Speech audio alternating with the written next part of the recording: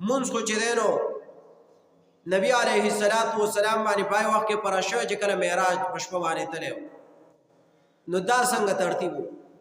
نو دا داسې طریقه وه چې دوه منځونه به کېدو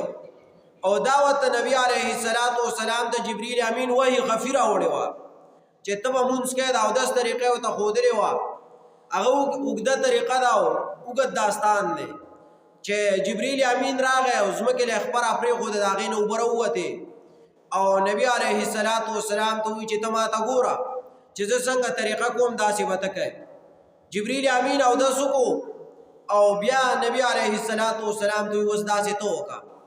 نو دغسې وکړه او بیا په مانځه باندې ودرېږه 2 رکعته مونځ یې وکړو نو نبی علیه السلام ته وایي چې ته به سهار او ماښام دغسې مونځ کوې سهار د لمر د خاته نه مخکې او ماښام د لمر د کوزېدو نه مخکې دا به چې دی نو ته به دا مونځ کوې لکه د سهار او د مازدیګر مونځ به کوې 2 رکعات دا وحی خفي وه ها وحی جلي نه وه وحی خفي هغې ته وایي چې جبریل امین راوړي د الله له طرفه یې راوړي خو قرآن کې نه ذکر شوي او وحی جلي خو دا قرآن کریم دی تاسو ته پته نو په دې طریقه باندې به مونځ کوو